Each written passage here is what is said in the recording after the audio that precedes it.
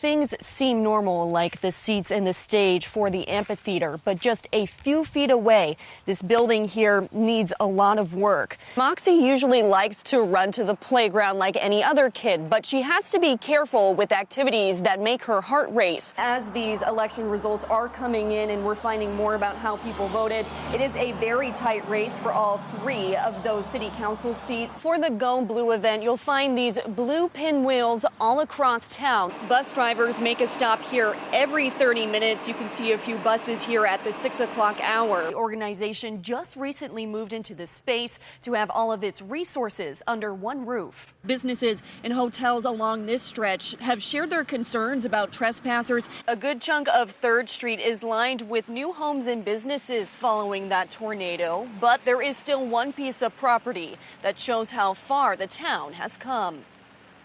The fence went, but the gate's still there. What may look like 2 gates in the middle of a field to some serves as a reminder for the city of Battlefield. I call this fence our memorial to the tornado because this used to be a fenced-in concrete slab, and that was the home of DeLong Plumbing. But for others, it also serves as a painful memory. You always try to forget this. Bob Obrake has lived in Battlefield since 1979. In 2003, he was building a new house on 3rd Street next to the duplex he lived in, but Mother Nature changed his course. This is where we are right now because the building was over there. This was all junk that blew in. Obrake was in Kansas City May 4th of 2003, the same night the tornado hit. We got to the corner up there and they wouldn't let us in.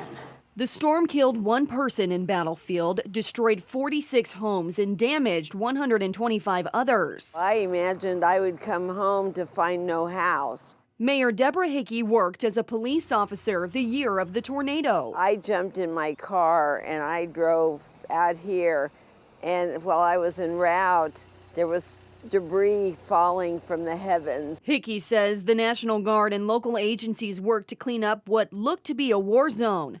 20 years later, things are cleaner and newer. If you look off down this way where all those new duplexes are, that used to be houses and they were all gone. They were just big piles of rubble. The city also built a new city hall, community space, and park. But there will always be a part of the past standing tall to recognize the growth of the town. And our city just continues to get better and better.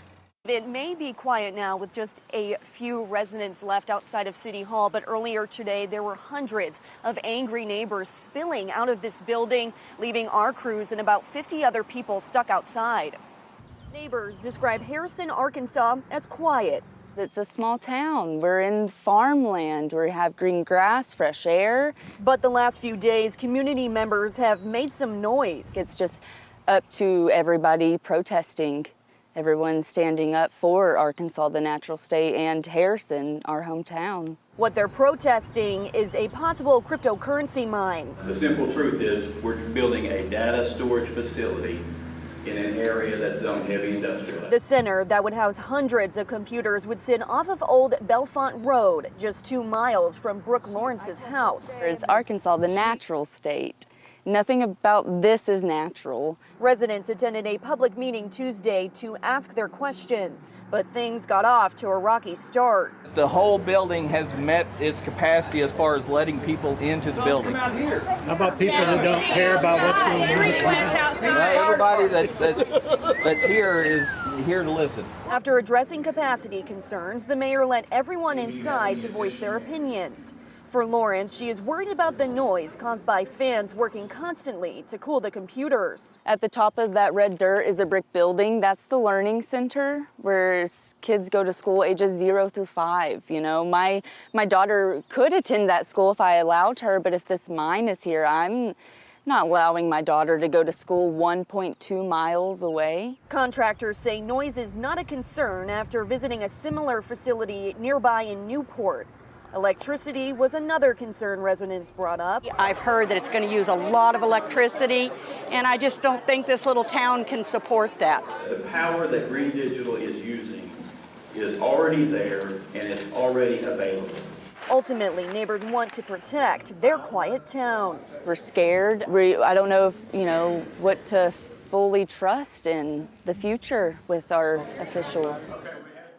Well, everyone says Miley was a giver, and even in his death, he's still giving back, something his family says he was born to do. When I first got the phone call, I already knew my son was gone. It's been a roller coaster of emotions for Stephen Miley's family. You're in shock, and then you're okay. And then you just have to go through the process. And then you're in shock again, and then you're falling apart again. On Saturday, police say Miley was dropped off at Cox North Hospital with a stab wound. He was then rushed to Cox South, but eventually died from his injuries. Absolute devastation. While conducting the investigation, Springfield homicide detectives found out the stabbing happened at a house on Commercial Street. Who would do that? Why would they do that? I mean, he didn't have the perfect life, but he sure didn't deserve to be stabbed in the back. Friend Heather Cole says she knew Miley for over a decade, and he had worked to turn his life around after getting in trouble with the law. I met him 12 years ago when I became homeless, and he helped me through the first week, kind of put me under his wing and sheltered me and helped me get adjusted, I guess you could say. Even after his death, Miley's mom and brother say he's still taking care of others by being an organ donor. It gives me peace knowing that from a tragic situation, at least his organs are good. What are the odds? Now Miley's family can continue to find peace in the pain, knowing part of their son and brother will live on in others. For Mother's Day, I didn't get his call, but he is I know he's thrilled knowing there are lots of moms getting a call. And he would be right here saying, Mom, that's the way I want it. That's good. Don't be sad, Mom. And the story doesn't end. It continues.